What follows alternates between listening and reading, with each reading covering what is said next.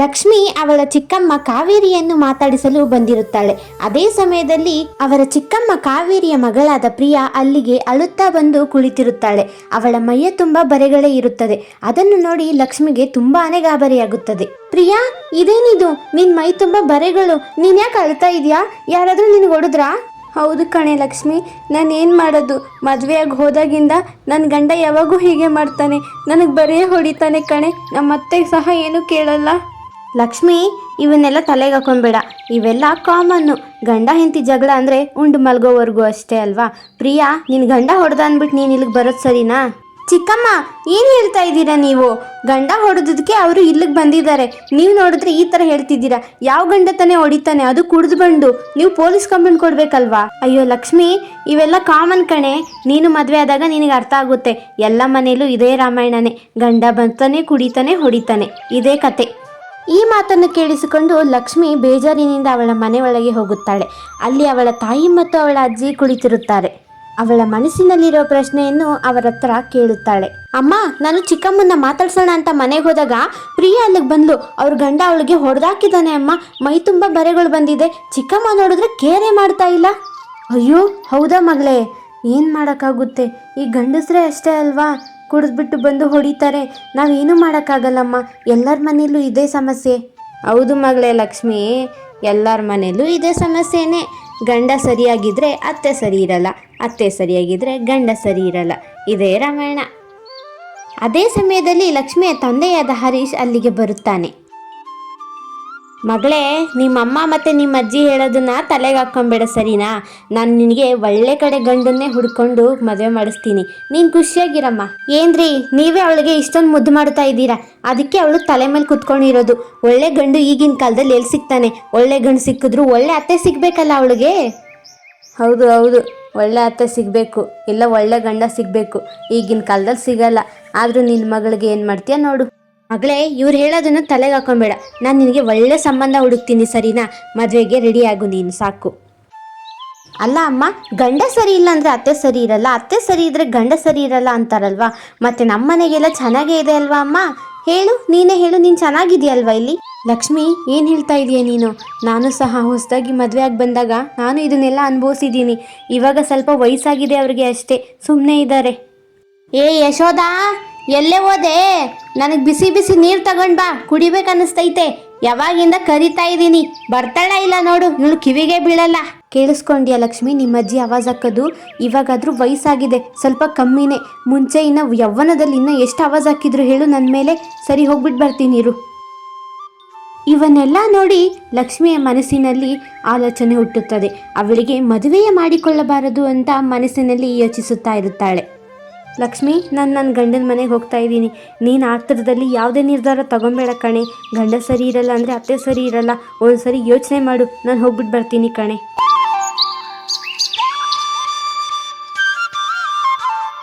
ನನ್ನ ಮಗಳು ಲಕ್ಷ್ಮಿ ಅಂತ, ಅವಳು BA ಮಾಡಿದ್ದಾಳೆ. ನಿಮ್ಮ ಮಗ ಬಂದಿಲ್ವಾ?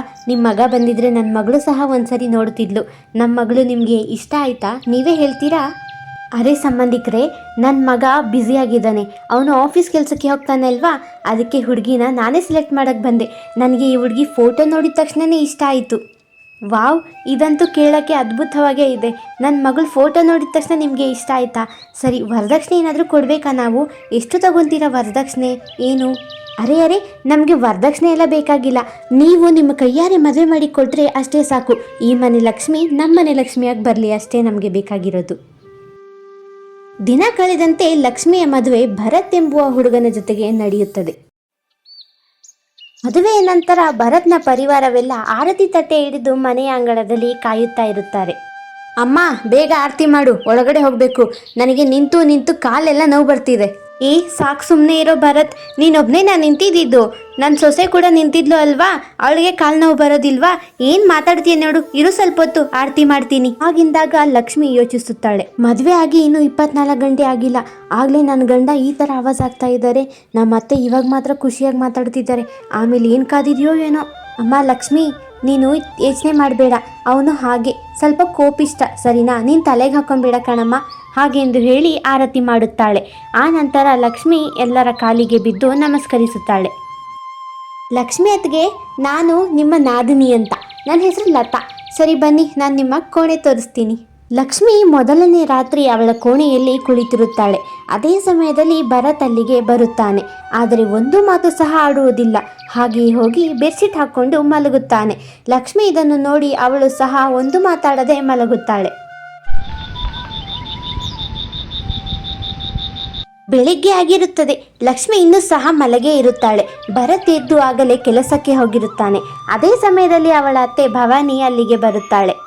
ಲಕ್ಷ್ಮಿ, ಲಕ್ಷ್ಮಿ ಪುಟ್ಟಿ, ಎದ್ದಾಳಮ್ಮ, ಎಷ್ಟೊತ್ತು ಮಲ್ಕೊಂತೀಯ? ಎದ್ದಾಳು ಬೇಗ. ಅತ್ತೆ, ನನ್ನ ಕ್ಷಮಿಸ್ಬಿಡಿ, ನಿದ್ದೆ ಹೇಗೆ ಬಂತೋ ನನಗೆ ಗೊತ್ತೇ ಆಗಿಲ್ಲ. ಅರೆ ಹೋಗ್ಲಿ ಬಿಡು, ತುಂಬ ದಣದಿರ್ತೀಯ ಅಲ್ವಾ, ಅದಕ್ಕೆ ನಿದ್ದೆ ಚೆನ್ನಾಗಿ ಬಂದಿರುತ್ತೆ. ಸರಿ, ಈ ಬಟ್ಟೆಗಳನ್ನ ಹಾಕ್ಕೊಂಡು ಬಾ, ಚೆನ್ನಾಗಿ ಫ್ರೆಶ್ ಅಪ್ ಆಗ್ಬಿಟ್ಟು ಬಾ, ಊರಿನ ಜನ ನಿನ್ನ ನೋಡಕ್ಕೆ ಬರ್ತಿದ್ದಾರೆ. ಅತ್ತಿಗೆ, ಅಮ್ಮ ಸೀರೆ ಕೊಟ್ಟಿದ್ದಾರಲ್ವಾ, ಅದಕ್ಕೆ ನಾನು ಫ್ಯಾಷನ್ ಡಿಸೈನಿಂಗ್ ಮಾಡಿರೋದು. ನಾನು ನಿಮಗೆ ಮೇಕಪ್ ಸಹ ಮಾಡ್ತೀನಿ ಮತ್ತು ಸೀರೆ ಸಹ ನಾನೇ ಉಡಿಸ್ತೀನಿ ಅತ್ತೆ. ನೀವು ಹೋಗಿ ಸ್ನಾನ ಮಾಡ್ಕೊಂಡು ಬನ್ನಿ. ಅತ್ತಿಗೆ, ಅಣ್ಣನಿಗೆ ಇದಕ್ಕೆ ಮುಂಚೆ ಒಂದು ಹುಡುಗಿ ಇದ್ಲು. ಅಣ್ಣ ತುಂಬಾ ಇಷ್ಟಪಡ್ತಿದ್ದ ಆ ಹುಡುಗಿನ. ಆದರೆ ಅಮ್ಮ ಅದಕ್ಕೆ ಒಪ್ಕೊಂಡಿಲ್ಲ, ನಿಮ್ಮನ್ನು ಸೆಲೆಕ್ಟ್ ಮಾಡಿದ್ರು. ಅದಕ್ಕೆ ಅಣ್ಣ ಕೋಪದಲ್ಲಿದ್ದಾನೆ. ಈ ಮಾತನ್ನು ಕೇಳಿ ಲಕ್ಷ್ಮಿಗೆ ಗಾಬರಿಯಾಗುತ್ತದೆ. ಓ, ಇದಕ್ಕೇನಾ ಇವರು ನನ್ನ ಮೇಲೆ ಇಷ್ಟೊಂದು ಕೋಪದಲ್ಲಿರೋದು? ಮತ್ತು ನನ್ನ ಕತೆ ಅಂತೂ ಗೋವಿಂದ ಅಂತ ಮನಸ್ಸಲ್ಲೇ ಅನ್ಕೊತಾ ಇರ್ತಾಳೆ. ಅತ್ತೆ, ನಾನು ಹೇಳಿದೆ ಅಂತ ಅಣ್ಣನಿಗೆ ಹೇಳಬೇಡಿ, ಚೆನ್ನಾಗಿ ಕಾಣಿಸ್ತಾ ಇದ್ದೀರಾ. ಸರಿ ನಡೀರಿ ಅತ್ತೆ, ಹೋಗೋಣ. ಆ ನಂತರ ಇಬ್ಬರು ಅತ್ತಿಗೆ ಮತ್ತು ನಾದನಿ ಹಾಲಿನಲ್ಲಿ ಹೋಗುತ್ತಾರೆ.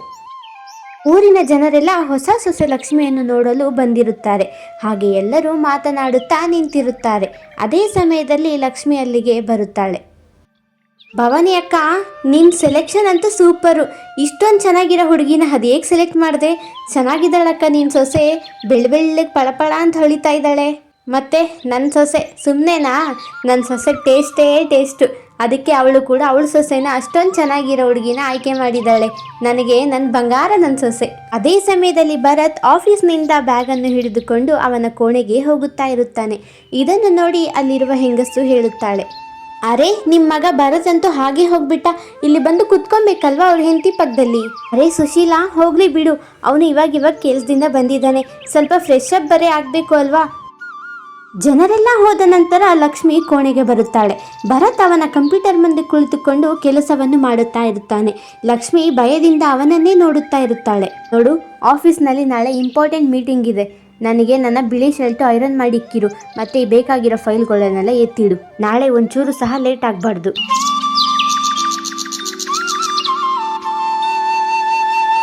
ಎಲ್ಲ ಕೆಲಸ ಆಗೋಯ್ತು. ಇದೇ ಅಲ್ವಾ ವೈಟ್ ಶರ್ಟ್ ಅವ್ರು ಹೇಳಿದ್ದು.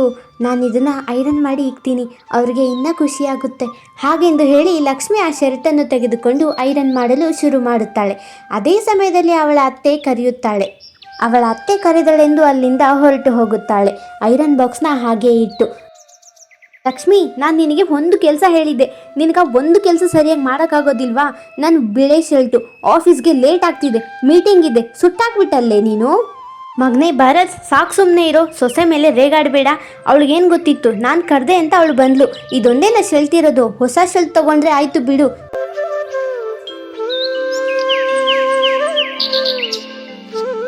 ಮರುದಿನ ಆಫೀಸ್ಗೆ ಹೋಗುವ ಮುಂಚೆ ಅಡಿಗೆಯನ್ನು ಮಾಡಿರುತ್ತಾಳೆ. ಅದನ್ನು ತಿಂದು ಹೋಗೋಣ ಎಂದು ಭರತ್ ಅಲ್ಲಿಗೆ ಕುಂತು ಊಟವನ್ನು ಮಾಡುತ್ತಾ ಇರುತ್ತಾನೆ. ಊಟದಲ್ಲಿ ಉಪ್ಪಿದ್ದ ಕಾರಣ ಅವನು, ಏನೇ, ನಿನಗೆ ಒಂದು ಕೆಲಸ ಸರಿಯಾಗಿ ಮಾಡೋದಕ್ಕೆ ಬರೋದಿಲ್ವಾ? ನಿನ್ನೆ ನೋಡಿದ್ರೆ ನನ್ನ ಶೆಲ್ಟನ್ನು ಸುಟ್ಟಾಕ್ದೆ, ಇವಾಗ ನೋಡಿದ್ರೆ ಊಟದಲ್ಲಿ ಇಷ್ಟೊಂದು ಉಪ್ಪು ಹಾಕಿದ್ಯಾ, ನಾವು ತಿನ್ಬೇಕಾ ಬೇಡವಾ ಹೇಳು. ಮಗನೇ, ಅಪ್ಪಿ ತಪ್ಪಿ ನಿಮ್ಮಮ್ಮ ಸಹ ಉಪ್ಪು ಜಾಸ್ತಿ ಹಾಕ್ಬಿಡ್ತಾಳೆ ಕಣೋ. ನಾನು ಆ ಥರನೇ ಎರೆಗಾಡ್ತೀನಾ?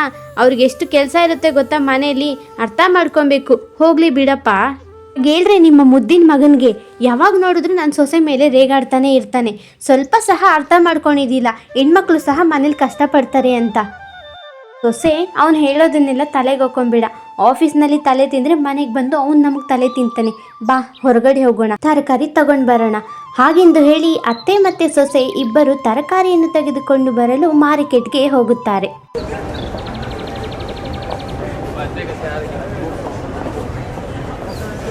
ಬೇಕಾಗಿರುವ ಎಲ್ಲ ತರಕಾರಿಗಳನ್ನು ತೆಗೆದುಕೊಂಡು ಅತ್ತೆ ಸೊಸೆ ಮತ್ತೆ ಮನೆಗೆ ಹಿಂತಿರುಗುತ್ತಾ ಇರುತ್ತಾರೆ. ಅದೇ ಸಮಯದಲ್ಲಿ ಅವಳ ಗೆಳತಿಯರು ಸಹ ಅಲ್ಲಿಗೆ ಬರುತ್ತಾರೆ. ಭವಾನಿ ಮತ್ತೆ ಇವತ್ತು ಅಶ್ವಿನಿ ಮನೆಯಲ್ಲಿ ಗಲಾಟೆ ಆಗಿದೆ ಕಣೆ. ಜೋರಾಗಿ ಅವ್ರ ಅತ್ತೆ ಸಹ ಬೈತಾ ಇದ್ಲು. ಇಷ್ಟು ದಿನ ಅವ್ರ ಗಂಡ ಮಾತ್ರ ಕುಡಿದು ಬಂದು ಹೊಡಿತಿದ್ದ, ಇವಾಗ ಅವ್ರ ಅತ್ತೆ ಸಹ ಬೈತಾ ಇದ್ದಾಳೆ. ಹೌದಾ, ಇವಾಗ ಅವಳು ಸಹ ಕೈ ಮಾಡೋದನ್ನು ಶುರು ಮಾಡಿದಾಳ. ಇವಕ್ಕೆಲ್ಲ ಒಂದು ಪಾಠ ಕಲಿಸ್ಬೇಕು ಕಣೆ. ಹೀಗೆ ಬಿಟ್ಟರೆ ಇದು ಕಾಮನ್ ಅಂತ ಅನ್ಕೊತಾರೆ. ನಡೀರಿ ನಾವಲ್ಲಿಗೆ ಹೋಗೋಣ. ಇಷ್ಟು ದಿನ ಮಗ ಬಂದ್ಬಿಟ್ಟು ಅವ್ರ ಸೊಸೆಗೆ ಅಷ್ಟೊಂದು ಟಾರ್ಚರ್ ಇದ್ದ, ಇವಾಗ ನೋಡಿದ್ರೆ ಅವಳು ಸಹ ಶುರು ಆಗ್ಬಿಟ್ಟಿದ್ದಾಳೆ. ಏನು ಮಾಡೋಣ, ನಡೀರಿ ಫಸ್ಟ್ ಇದನ್ನು ಹೋಗಿ ತಡೆಯೋಣ. ಹಾಗೆಂದು ಹೇಳಿ ಎಲ್ಲರೂ ಅಶ್ವಿನಿಯ ಮನೆ ಕಡೆಗೆ ಹೋಗುತ್ತಾರೆ.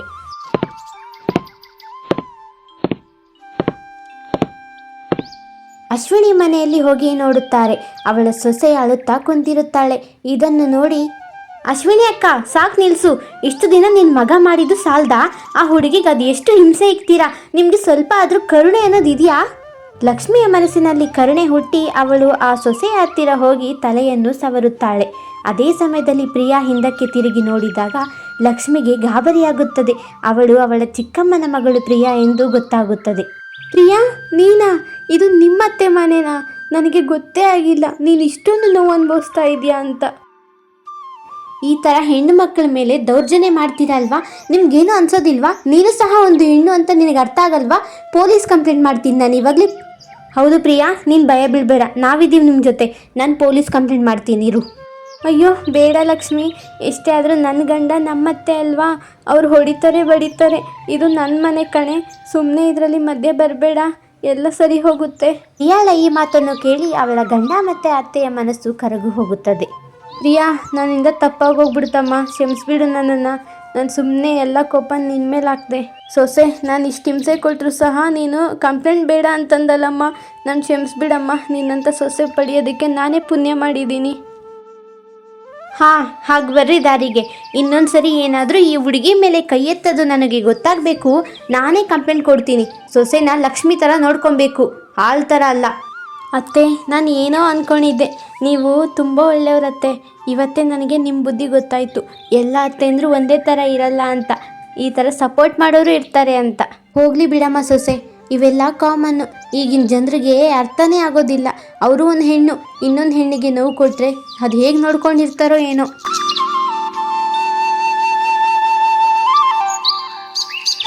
ಲಕ್ಷ್ಮಿಯ ಮನೆಯಲ್ಲೂ ಸಹ ಪ್ರತಿದಿನ ಭರತ್ ಏನಾದರೂ ಒಂದು ಜಗಳವನ್ನು ಹಾಡಿದರೆ ಸಾಕು, ಅವಳ ಅತ್ತೆ ಭವಾನಿ ಬಂದು ಅವಳಿಗೆ ಸಮಾಧಾನ ಮಾಡುತ್ತಾ ಇರುತ್ತಿದ್ದಳು. ನೋಡು ಲಕ್ಷ್ಮಿ, ಭರತ್ ಬೈದ ಅಂತ ತಲೆಗೆ ಹಾಕ್ಕೊಂಬೇಡ ಕಣಮ್ಮ.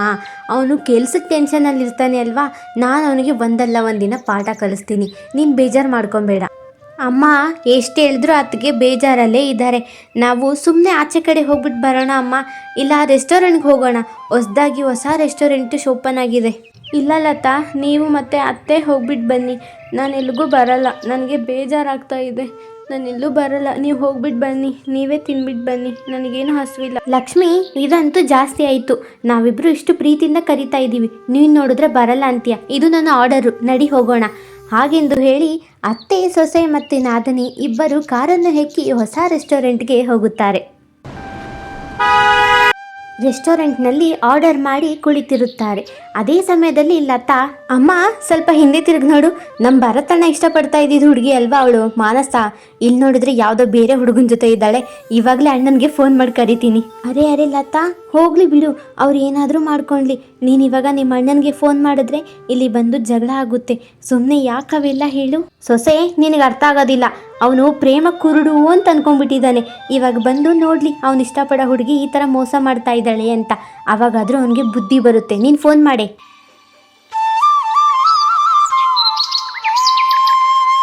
ನೋಡಣ್ಣ, ಸುಮ್ಮನೆ ಕರೆಯೋದಕ್ಕೆ ನನಗೇನು ಹುಚ್ಚ? ನೀನು ಇಷ್ಟಪಡ್ತಾ ಇದೆಯಲ್ಲ ಮಾನಸ, ಅಲ್ಲಿ ನೋಡು ಬೇರೆ ಹುಡುಗನ ಜೊತೆ ಕುಂತಿದ್ದಾಳೆ. ಹೋಗು, ಏನಂತ ವಿಚಾರಿಸು. ನಿನ್ನ ಕಣ್ಣಾರೆ ನೀನೇ ನೋಡು ಎಲ್ಲಾನು. ಮಾನಸ ಬೇರೆ ಒಂದು ಹುಡುಗನ ಜೊತೆ ಕುಳಿತುಕೊಂಡು ತಿನ್ನುತ್ತಾ ಇರುತ್ತಾಳೆ. ಅದೇ ಸಮಯದಲ್ಲಿ ಭರತ್ ಸಹ ಅಲ್ಲಿಗೆ ಬರುತ್ತಾನೆ. ನಿಜ ಹೇಳು, ನಿನ್ನನ್ನು ಮದುವೆ ಆಗ್ತೀಯಾ? ರಾಹುಲ್, ಇದೆಂಥ ಪ್ರಶ್ನೆ ಕೇಳ್ತಾ ಇದೆಯಾ ಹೇಳು. ನಾನು ನಿನ್ನನ್ನೇ ಮದುವೆ ಆಗೋದು. ಭರತ್ ಅಂತೂ ಅವನಿಗಾಗಲೇ ಮದುವೆ ಆಗಿಬಿಟ್ಟಿದ್ದಾನೆ. ಬೇಗನೆ ಅವ್ರ ಹೆಂಡತಿಗೆ ಡಿವೋರ್ಸ್ ಸಹ ಕೊಡ್ತಾನೆ. ಆ ನಂತರ ಎಲ್ಲ ಆಸ್ತಿನೂ ನನ್ನ ಹೆಸರಿಗೆ ಬರೀತಾನೆ. ನಾನು ಆ ಆಸ್ತಿನೆಲ್ಲ ತಗೊಂಡು ಮತ್ತೆ ನಾನು ನಿನ್ನನ್ನು ಮದುವೆ ಆಗ್ತೀನಿ, ಸರಿನಾ? ನಾವಿಬ್ಬರು ಖುಷಿಯಾಗಿರೋಣ. ತಕ್ಷಣ ಮಾನಸಳ ಕಣ್ಣು ಹಿಂದೆ ನಿಂತಿರುವ ಭರತ್ ಕಡೆಗೆ ನೋಡುತ್ತಾಳೆ. ಅರೆ ಭರತ್, ನೀನೇನು ಇಲ್ಲಿ? ಇಲ್ಲ, ನಾನು ಆ ಥರ ಹೇಳಬೇಕು ಅಂತ ಅಂದ್ಕೊಂಡಿರಲಿಲ್ಲ. ನೀನು ಕೇಳಿಸ್ಕೊಂಡಿದ್ದೆಲ್ಲ ಸುಳ್ಳು. ಅವಳ ಮಾತುಗಳನ್ನು ಕೇಳಿಸಿಕೊಂಡ ಭರತ್ನ ಮನಸ್ಸು ಒಡೆದು ಹೋಗುತ್ತದೆ. ಅವನು ಒಂದೂ ಮಾತನಾಡದೆ ಅಲ್ಲಿಂದ ಹೊರಟು ಹೋಗುತ್ತಾನೆ. ಭರತ್ ಬೇಜಾರಿನಲ್ಲಿ ಬಂದು ಅವನ ಹೆಂಡತಿಯ ಪಕ್ಕದಲ್ಲಿ ಕುಳಿತುಕೊಳ್ಳುತ್ತಾನೆ. ನನ್ನ ಕ್ಷಮಿಸ್ಬಿಡು ಲಕ್ಷ್ಮಿ, ನಾನು ಅವಳನ್ನು ತುಂಬಾ ಇಷ್ಟಪಡ್ತಿದ್ದೆ. ಆದರೆ ಅವಳು ನನಗೆ ಈ ಥರ ಮೋಸ ಮಾಡ್ತಾಳೆ ಅಂತ ಅಂದ್ಕೊಂಡಿರಲಿಲ್ಲ. ಇನ್ಮೇಲೆ ನಾನು ನಿನಗೆ ಎಲ್ಲ ಖುಷಿಯನ್ನು ಕೊಡ್ತೀನಿ. ನೀನು ನನ್ನ ಹೆಂಡತಿ, ನಾನು ನಿನ್ನ ಗಂಡ. ನಾವಿಬ್ಬರು ಇನ್ಮೇಲೆ ಖುಷಿಯಾಗಿರೋಣ. ನನ್ನ ಕ್ಷಮಿಸ್ಬಿಡು. ಊರಿನಲ್ಲಿ ಒಂದು ಸಣ್ಣ ಗುಡಿಸಲು ಮನೆ. ಆ ಗುಡಿಸಲು ಮನೆಯಲ್ಲಿ ಇಬ್ಬರು ಗಂಡ ಹೆಂಡತಿ ಅವರ ಸಣ್ಣ ಮಗನ ಜೊತೆ ವಾಸ ಮಾಡ್ತಾ ಇದ್ದರು. ರಾಮ್ ಮತ್ತು ಶಾಂತಿಗೆ ಒಬ್ಬನೇ ಮಗ. ಅವನ ಹೆಸರು ಮೋಹಿತ್. ಮೋಹಿತ್ ಕೇವಲ 8 ವರ್ಷದವನಾಗಿದ್ದನು. ರಾಮ್ ಅದೇ ಹಳ್ಳಿಯಲ್ಲಿ ತರಕಾರಿ ವ್ಯಾಪಾರಗಳನ್ನು ಮಾಡುತ್ತಾ ಜೀವನ ಮಾಡುತ್ತಿದ್ದ. ಅದೇ ಹಳ್ಳಿಗೆ ಸಿಟಿಯಿಂದ ಒಬ್ಬ ಸೇಠ್ ಬರ್ತಿದ್ದ. ಅವನು ಊರಿನ ಜನರ ಧಾನ್ಯಗಳನ್ನು ಖರೀದಿ ಮಾಡಿ ಸಿಟಿಗೆ ತೆಗೆದುಕೊಂಡು ಹೋಗಿ ದುಗ್ನ ಬೆಲೆಯಲ್ಲಿ ಮಾರುತ್ತಿದ್ದ. ಸೇಠ್ ಭೀಮಣ್ಣ ಬಹಳಾನೇ ಅತ್ಯಾಸೆ ಇರುವ ಒಬ್ಬ ಮನುಷ್ಯ. ಒಂದು ದಿನ ಅವನ ಕೆಲಸ ಮುಗಿಸಿ ಮನೆಗೆ ಹೋಗೋದಕ್ಕೆ ತುಂಬಾ ಸಮಯ ಆಗುತ್ತದೆ. ಅದೇ ಹಳ್ಳಿಯಲ್ಲೇ ಇರ್ತಾನೆ. ಅಯ್ಯೋ ದೇವ್ರೆ, ಈಗಾಗಲೇ ಲೇಟಾಗಿ ಹೋಗ್ಬಿಟ್ಟಿದೆ. ನಾನು ಸಿಟಿಗೆ ಹೇಗೆ ಹೋಗಲಿ? ಈಗಾಗಲೇ ಇಷ್ಟೊಂದು ಕತ್ಲಾಗಿದೆ. ಈ ಸಮಯದಲ್ಲಂತೂ ಹೋಗೋಕ್ಕಾಗಲ್ಲ. ಆದರೆ ನಾನು ಇವತ್ತು ಇಲ್ಲೇ ಉಳ್ಕೊಬೇಕು. ಯಾರ ಹತ್ರ ಸಹಾಯ ಕೇಳಿ ಅಂತ ಯೋಚನೆ ಮಾಡುವಾಗ ಅದೇ ಸಮಯದಲ್ಲಿ ಅಲ್ಲಿಗೆ ರಾಮ್ ಬರುತ್ತಾನೆ. ಅರೆ, ನೀವು ಸಿಟಿಯಿಂದ ಬಂದಿರೋ ಭೀಮಣ್ಣ ಅಲ್ವಾ? ನೀವು ಅಕ್ಕಿನ ಖರೀದಿ ಮಾಡ್ತೀರಾ ಅಂತ ಕೇಳ್ಪಟ್ಟಿದ್ದೆ. ನೀವೇನು ಇನ್ನೂ ಮನೆಗೆ ಹೋಗಿಲ್ವಾ? ಈಗಾಗಲೇ ತುಂಬಾ ಕತ್ಲಾಗಿದೆ. ಹಾಂ ಹೌದು, ನಾನು ಮನೆಗೆ ಹೋಗಬೇಕು ಅಂತ ಅಂದ್ಕೊಂಡಿದ್ದೆ. ಆದರೆ ಈಗಾಗಲೇ ಕತ್ಲಾಗೋಗಿದೆ. ಹೇಗೆ ಹೋಗೋದು ಅಂತ ನನಗೆ ಗೊತ್ತಾಗ್ತಿಲ್ಲ. ಇವತ್ತು ರಾತ್ರಿ ನಾನು ಇಲ್ಲೇ ಎಲ್ಲೋ ರಸ್ತೆಯಲ್ಲೇ ಇದ್ದು ಬೆಳಗ್ಗೆ ಹೋಗ್ತೀನಿ. ಅರೇ ಭೀಮಣ್ಣ, ನೀವಿಲ್ಲೇ ರಸ್ತೆಯಲ್ಲಿ ಏನಕ್ಕೆ ಇರ್ತೀರಾ? ನನ್ನ ಮನೆ ಇಲ್ಲೇ ಪಕ್ಕದಲ್ಲಿದೆ. ನೀವು ಆರಾಮಾಗಿ ನನ್ನ ಜೊತೆ ನನ್ನ ಮನೇಲಿ ಬನ್ನಿ. ಊಟ ತಿಂದ್ಬಿಟ್ಟು ಮಲ್ಕೊಳ್ಳಿ. ಮತ್ತು ಬೆಳಗ್ಗೆ ಎದ್ದು ನಿಮ್ಮ ಸಿಟಿಗೆ ಹೋಗಿ. ಹೇಗೆ ಭೀಮಣ್ಣ ಯೋಚಿಸುತ್ತಾನೆ. ಹಾಂ, ಇದೇ ಒಳ್ಳೆಯದು. ಇವನ ಹತ್ರ ನಂದು ತಗೊಳೋದು ಕೊಡೋದು ಏನೂ ಇಲ್ಲ. ಇವನು ಸುಮ್ಮನೆ ತರಕಾರಿ ವ್ಯಾಪಾರ ಮಾಡ್ತಾನೆ. ಇವತ್ತು ಇವನ ಮನೇಲೇ ಇದ್ದು ಆರಾಮಾಗಿ ಹೋಗ್ಬೋದು. ಅರೆ ಇಲ್ಲ, ಹಾಗೇನಿಲ್ಲ. ನಿಮಗೆ ಸುಮ್ಮನೆ ಏನಕ್ಕೆ ರಿಸ್ಕು ಅಂತ. ಸರಿ, ನೀವು ಇಷ್ಟೊಂದು ಹೇಳ್ತಿದ್ದೀರಂದರೆ ನಾನು ನಿಮ್ಮ ಜೊತೆ ಬರ್ತೀನಿ. ಹಾಗೆಂದು ಹೇಳಿ ಅವರ ಮನೆಗೆ ಭೀಮಣ್ಣ ಜೊತೆಗೆ ಹೋಗುತ್ತಾನೆ. ಶಾಂತಿ, ಸೇಠ್ ಭೀಮಣ್ಣನ ಕರ್ಕೊಂಬಂದಿದ್ದೀನಿ. ಈಗಾಗಲೇ ತುಂಬಾ ಕತ್ಲಾಗಿದೆ. ಅವ್ರು ಇವತ್ತೊಂದಿನ ಇಲ್ಲೇ ಇರ್ತಾರೆ. ಅವ್ರಿಗೆ ಊಟ ಕೊಡು. ಅದಕ್ಕೆ ನಾನು ಅವ್ರನ್ನ ಕರ್ಕೊಂಡು ಬಂದೆ. ಹಾಂ ರಾಮ್, ಒಳ್ಳೇದು ಮಾಡಿದೆ. ಇಷ್ಟು ರಾತ್ರಿಯಲ್ಲಿ ಅವ್ರು ಎಲ್ಲಿಗೆ ಅಂತ ಹೋಗ್ತಾರೆ? ಸರಿ, ನಮ್ಮದು ಸಪ್ರೇಟು ಇನ್ನೊಂದು ರೂಮ್ ಇದೆ ಅಲ್ವಾ? ಆ ರೂಮಲ್ಲಿ ಅವ್ರನ್ನ ಮಲಗಿಸೋಣ ಬಿಡು. ಆ ನಂತರ ಸೇಠ್ ಭೀಮಣ್ಣ ಮತ್ತು ಮನೆಯವರೆಲ್ಲ ಸೇರಿಕೊಂಡು ಕುಳಿತುಕೊಂಡು ಊಟವನ್ನು ಮಾಡುತ್ತಾರೆ. ಆತನಿಗೆ ಮಲಗಲು ಸಪ್ರೇಟ್ ಕೋಣೆ ಸಹ ಕೊಡ್ತಾರೆ. ಸೇಠ್ ಭೀಮಣ್ಣ ಆರಾಮಾಗಿ ತಿಂದು ಆರಾಮಾಗಿ ಮಲಗುತ್ತಾನೆ. ಮರುದಿನ ಬೆಳಗ್ಗೆ ಸಿಟಿಗೆ ಹಿಂತಿರುಗುತ್ತಿದ್ದ.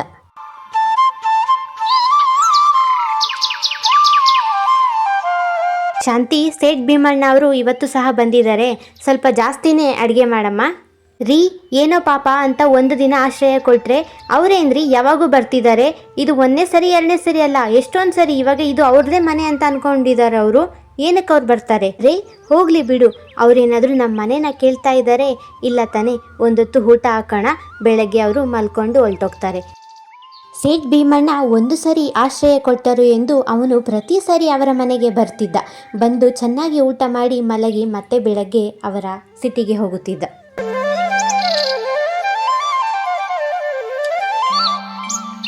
ಶಾಂತಿ, ನಾನು ಎಷ್ಟು ದಿನದಿಂದ ತರಕಾರಿ ಮಾಡ್ತಾ ಇದ್ದೀನಿ. ಆದರೂ ಸಹ ನನ್ನ ವ್ಯಾಪಾರ ಸರಿಯಾಗಿ ಆಗ್ತಿಲ್ಲ. ನಾನು ಏನು ಮಾಡಬೇಕು ಅಂತ ಗೊತ್ತಾಗ್ತಿಲ್ಲ. ಮನೆ ನಡೆಸೋದಕ್ಕೆ ಸಹ ನನ್ನ ಹತ್ರ ಅಷ್ಟೊಂದು ಕಾಸಿಲ್ಲ. ರೀ, ಇದು ಹಳ್ಳಿ ಅಲ್ವಾ? ಹಳ್ಳಿಯಲ್ಲಿ ಎಲ್ಲರ ಮನೆಯಲ್ಲೂ ತರಕಾರಿ ಬೆಳೀತಾರೆ. ಅದಕ್ಕೆ ಯಾರು ಸಹ ಜಾಸ್ತಿ ಕೊಂಡ್ಕೊಳಲ್ಲ. ನೀವು ಸಿಟಿಗೆ ಹೋಗಿ ವ್ಯಾಪಾರ ಮಾಡಿ. ಅಲ್ಲಿ ಚೆನ್ನಾಗಿ ವ್ಯಾಪಾರ ಆಗುತ್ತೆ.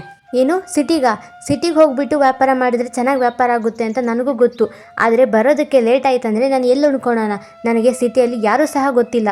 ಯಾಕ್ರಿ, ಸಿಟಿಯಲ್ಲಿ ಭೀಮಣ್ಣ ಇದ್ದಾರೆ ಅಲ್ವಾ? ಅವರು ನಿನಗೆ ಆಶ್ರಯ ಕೊಡ್ತಾರೆ. ಇಷ್ಟು ದಿನ ನಾವು ಅವ್ರಿಗೆ ಆಶ್ರಯ ಕೊಟ್ಟಿದ್ದೀವಲ್ವಾ? ಅವ್ರ ನಿಜವಾದ ಬುದ್ಧಿ ಇವಾಗ ನಮಗೆ ಗೊತ್ತಾಗುತ್ತೆ.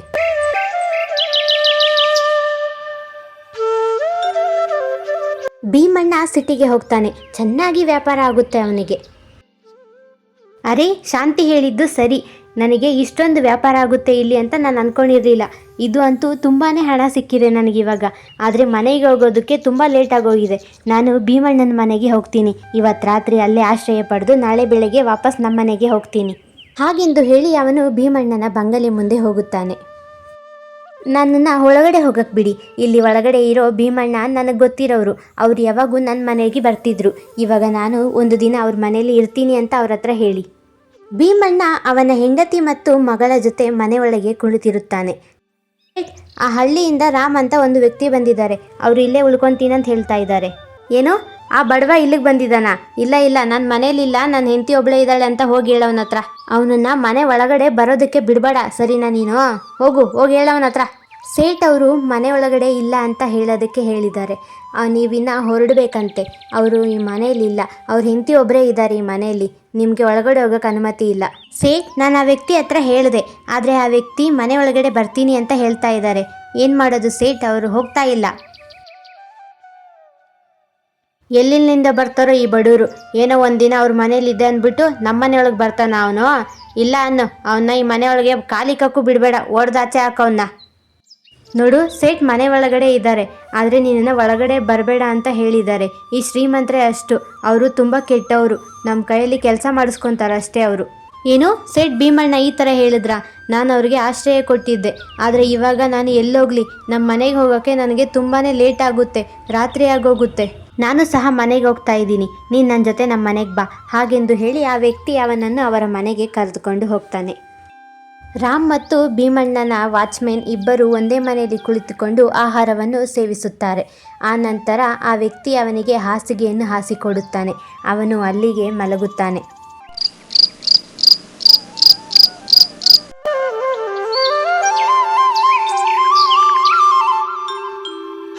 ಬೆಳಗ್ಗೆ ಆದ ತಕ್ಷಣ ಆ ವ್ಯಕ್ತಿಗೆ ಧನ್ಯವಾದಗಳನ್ನು ಹೇಳಿ ರಾಮ್ ಅಲ್ಲಿಂದ ಅವನ ಹಳ್ಳಿಗೆ ತೆರಳುತ್ತಾನೆ. ಶಾಂತಿ, ಸಿಟಿಯಲ್ಲಿ ಚೆನ್ನಾಗಿ ವ್ಯಾಪಾರ ಆಯಿತು, ನೀನು ಹೇಳ್ದಂಗೆ ಆಯಿತು.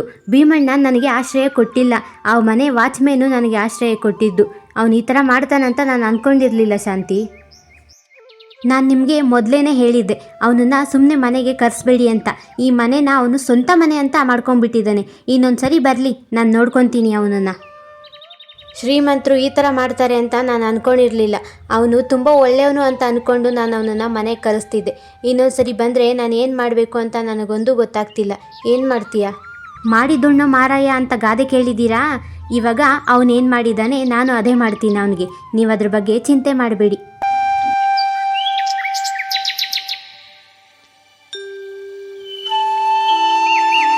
ಅರೆ, ಇವತ್ತು ಲೇಟಾಗೋಯ್ತು. ನಾನು ಸಿಟಿಗೆ ಹೋಗೋದಕ್ಕೆ ತುಂಬಾ ಲೇಟ್ ಆಗುತ್ತೆ. ಇವತ್ತು ಸಹ ರಾಮು ಮನೆಗೆ ಹೋಗಿ ಮಲ್ಕೊತೀನಿ. ಆರಾಮಾಗಿ ಊಟ ಸಿಗುತ್ತೆ ಮತ್ತು ಆರಾಮಾಗಿ ಮಂಚನೂ ಸಿಗುತ್ತೆ. ಹಾಗೆಂದು ಯೋಚಿಸಿ ಭೀಮಣ್ಣ ಮತ್ತೆ ರಾಮುವಿನ ಮನೆಗೆ ಹೋಗುತ್ತಾನೆ.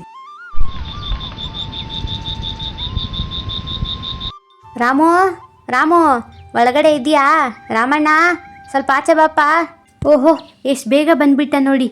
ನಾನು ನನ್ನ ಮಗನ ಕರಿತೀನಿ. ಮೋಹಿತ್ ಬಾ ಇಲ್ಲಿ. ಶಾಂತಿ ಕರೆದಳೆಂದು ಮೋಹಿತ್ ಅಲ್ಲಿಗೆ ಬರುತ್ತಾನೆ. ಆಚೆ ಕಡೆ ಒಂದು ವ್ಯಕ್ತಿ ಇದ್ದಾನೆ. ಆ ವ್ಯಕ್ತಿ ಹತ್ರ ಹೋಗಿ ಹೇಳು, ನಮ್ಮಪ್ಪ ಮನೆಯಲ್ಲಿಲ್ಲ, ನಮ್ಮಮ್ಮ ಒಬ್ಬರೇ ಇದ್ದಾರೆ ಅಂತ. ಇಲ್ಲಿಂದ ಹೋಗೋದಕ್ಕೆ ಹೇಳು. ಏನಪ್ಪಿ, ನಿಮ್ಮಪ್ಪ ಇಲ್ಲ ಮನೆಯಲ್ಲಿ?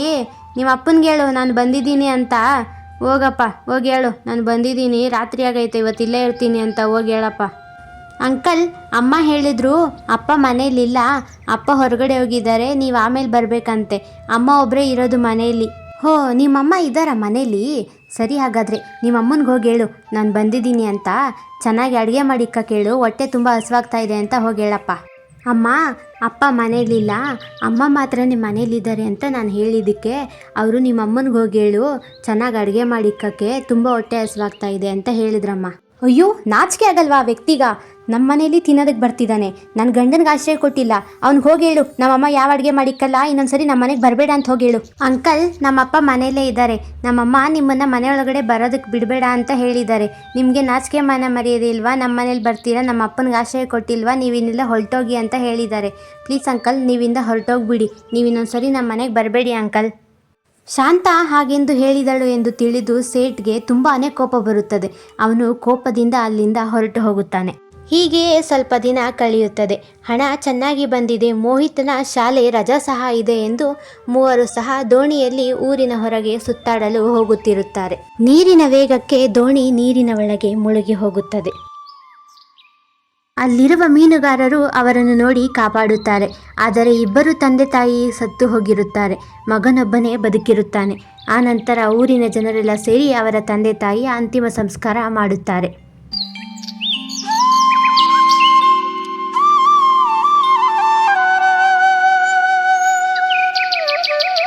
ಮೋಹಿತ್ ಈಗ ತಂದೆ ತಾಯಿ ಇಬ್ಬರನ್ನು ಕಳೆದುಕೊಂಡಿದ್ದ. ಅವನಿಗಿದ್ದಿದ್ದ ಆಸ್ತಿಯ ಮನೆ ಒಂದೇ. ಅವನು ಬಿಕ್ಕಿಸಿ ಬಿಕ್ಕಿಸಿ ಅಳುತ್ತಿದ್ದ. ಇದನ್ನು ತಿಳಿದು ಸೇಠ್ ಅಲ್ಲಿಗೆ ಬರುತ್ತಾನೆ. ಈ ಮನೆ ನನಗೆ ಬೇಕು. ನನಗೆ ರಾತ್ರಿ ಆದರೆ ಲೇಟ್ ಆಗುತ್ತೆ. ಈ ಮನೆ ಆರಾಮಾಗಿ ನಾನಿಲ್ಲಿ ಗೋಡನ್ ಕಟ್ಕೊಂಡಿರ್ಬೋದು. ಅದಕ್ಕೆ ನಾನು ಈ ಊರಿನ ಜನರ ಮನಸ್ಸನ್ನು ಗೆಲ್ಲಬೇಕು. ಇಲ್ಲಿ ನೋಡಿ, ಇಲ್ಲಿರೋ ರಾಮಯ್ಯ ನನಗೆ ತುಂಬಾ ಸಹಾಯ ಮಾಡಿದ್ದಾನೆ. ಇವಾಗ ಈ ಮಗ ಒಂಟಿಯಾಗಿದ್ದಾನೆ. ನಾನು ಇವನ್ನ ನನ್ನ ಜೊತೆ ಕರ್ಕೊಂಡು ಹೋಗ್ತೀನಿ. ನಾನು ಇವನ್ನ ಸಾಕ್ತೀನಿ. ಅರೆ ಭೀಮಣ್ಣ, ನೀವು ನಮಗೆ ಗೊತ್ತಿರೋ ಅಂಥ ವ್ಯಕ್ತಿ. ನಿಮ್ಮಂಥ ಒಳ್ಳೆಯವರು ಈ ಭೂಮಿ ಮೇಲೆ ಇನ್ನೂ ಇದ್ದಾರಾ? ಸರಿ, ನೀವನ್ನ ಕರ್ಕೊಂಡು ಹೋಗಿ ಚೆನ್ನಾಗಿ ಸಾಕಿ ಇವನನ್ನು. ಆ ನಂತರ ಭೀಮಣ್ಣ ಮೋಹಿತ್ನನ್ನು ಅವನ ಬಂಗಲೆಗೆ ಕರೆದುಕೊಂಡು ಹೋಗುತ್ತಾನೆ. ಭೀಮಣ್ಣ, ನನಗೂ ಒಂದು ಹೆಣ್ಮಗಳಿದ್ದಾಳೆ ಅಂತ ನಿನಗಷ್ಟು ಸ್ವಲ್ಪ ಗೊತ್ತಿಲ್ವಾ? ಅಂತ ಗುಡಿಸ್ಲು ಮನೆಯನ್ನು ಇಲ್ಲಿ ಕರ್ಕೊಂಬಂದಿದ್ಯಾ. ನನ್ನ ಮಗಳು ಸಹ ಅವನ ಬುದ್ಧಿನೇ ಕಲಿಬೇಕಾ? ನೀ ಹೋಗು, ಅವ್ನು ಇಲ್ಲಿಂದ ಕರ್ಕೊಂಡು ಹೋಗು. ಊರಿನ ಜನರಿಗೆಲ್ಲ ಹೇಳಿದ್ದೀನಿ, ನನಗೆ ಯಾವುದೇ ಮಗು ಇಲ್ಲ, ನನಗೆ ಒಂದು ಮಗು ಬೇಕು ಅಂತ. ಅದಕ್ಕೆ ಅವನ್ನ ಕರ್ಕೊಂಬಂದೆ. ಅವನಿರೋ ಮನೆ ಸಹ ನನಗೆ ಬೇಕು. ಅಲ್ಲಿ ಕತ್ಲಾದರೆ ನಾನು ಅಲ್ಲೇ ಉಳ್ಕೊಬೋದು. ಊರಿನ ಜನ ಏನಾದರೂ ಬಂದುಬಿಟ್ಟು ಇವಾಗ ನಮ್ಮ ಮನೇಲಿ ನೋಡ್ತಾರಾ ಅವನಿದ್ದಾನೆ ಅಂತ? ನಿನಗೆ ಅವನ ಮನೆ ಸಿಕ್ತಲ್ವಾ, ಅವನ್ನೆಲ್ಲಾದರೂ ಕಾಡಲ್ಲಿ ಹೋಗಿ ಕರ್ಕೊಂಡು ಹೋಗಿ ಬಿಸಾಕ್ಬಿಡು. ಯಾವುದಾದ್ರೂ ಪ್ರಾಣಿನ ಪಕ್ಷಿನ ತಿನ್ಕೊಳುತ್ತೆ. ಹಾಂ, ಇದಂತೂ ಒಳ್ಳೇದಾಯಿತು. ನಾನು ಅವನನ್ನು ಕಾಡಲ್ಲಿ ಕರ್ಕೊಂಡೋಗಿ ಬಿಟ್ಬಿಡ್ತೀನಿ. ಆ ನಂತರ ಊರಿನ ಜನನೂ ಕೇಳಲ್ಲ. ಅವನ ಮನೆ ಕೂಡ ನಂದೇ ಆಗುತ್ತೆ. ಅಲ್ಲಿ ನಾನು ಆರಾಮಾಗಿ ಗೋಡನ್ ಕಟ್ಕೊಂಡಿರ್ತೀನಿ. ಹೋಗು ಭೀಮಣ್ಣ, ಮೊದಲು ಆ ಕೆಲಸನ ಮಾಡು. ಫಸ್ಟು ಅವನನ್ನು ಈ ಮನೆಯಿಂದ ಕರ್ಕೊಂಡು ಹೋಗು. ನನಗೆ ಬೇಕಾಗಿಲ್ಲ ಅಂತ ಬಡವರು ನಮ್ಮ ಮನೇಲಿರೋದು. ಅಪ್ಪ ಹುಡುಗ, ಬಾರಪ್ಪ, ನಾನು ಸ್ವಲ್ಪ ಆಚೆ ಕಡೆ ಹೋಗ್ತಾ ಇದ್ದೀನಿ. ನಿನ್ನನ್ನು ನನ್ನ ಜೊತೆಗೆ ಕರ್ಕೊಂಡು ಹೋಗ್ತೀನಿ. ನಿನಗೇನಾದರೂ ಬೇಕಂದರೆ ನಾನು ಕೊಡಿಸ್ತೀನಿ, ಸರಿನಾ? ಬಾ ನನ್ನ ಜೊತೆ. ಮೋಹಿತ್ನನ್ನು ಕಾಡಿಗೆ ಕರ್ಕೊಂಡು ಬಂದು ಭೀಮಣ್ಣ ಅವನನ್ನು ಕಟ್ಟಾಕಿ ಚೆನ್ನಾಗಿ ಹೊಡೆದು ಅಲ್ಲಿಂದ ಹೊರಟೋಗ್ತಾನೆ. ಮೋಹಿತ್ ಜೋರಾಗಿ ಅಳುತ್ತಾ ಇರುತ್ತಾನೆ.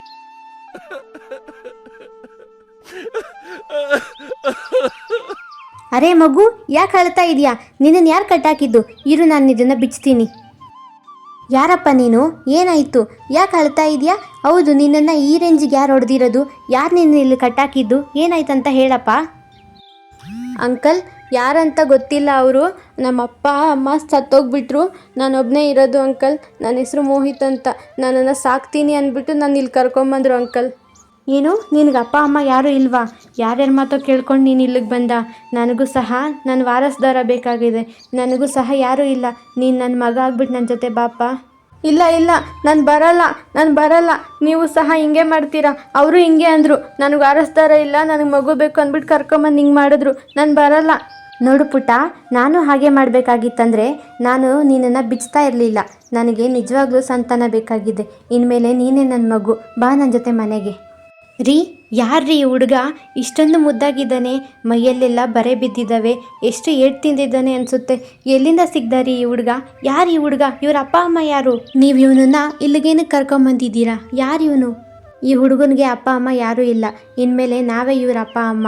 ಹಾಗೆಂದು ಹೇಳಿ ನಡೆದ ಎಲ್ಲ ಘಟನೆಯನ್ನು ಅವನ ಹೆಂಡತಿಯ ಬಳಿ ಹೇಳುತ್ತಾನೆ. ಆಗ ಅವನ ಹೆಂಡತಿ ಅವನ ಬಳಿ ಮತ್ತೆ ಹೇಳುತ್ತಾಳೆ, ನಾವು ಮದುವೆ ಆಗಿ 10 ವರ್ಷ ಆಯಿತು. ಆದರೂ ಸಹ ನಮಗೆ ಸಂತಾನ ಭಾಗ್ಯ ಸಿಕ್ಕಿಲ್ಲ. ಮೊನ್ನೆ ಪಂಡಿತರು ಹೇಳಿದರು ಈ ಮನೆ ವಾರಸ್ದಾರ ಬರ್ತಾನೆ ಅಂತ. ಇಬ್ಬರು ಗಂಡ ಹೆಂಡತಿ ಅವನನ್ನು ಆ ಮನೆಯ ವಾರಸ್ದಾರ ಎಂದು ಒಪ್ಪಿಕೊಳ್ಳುತ್ತಾರೆ.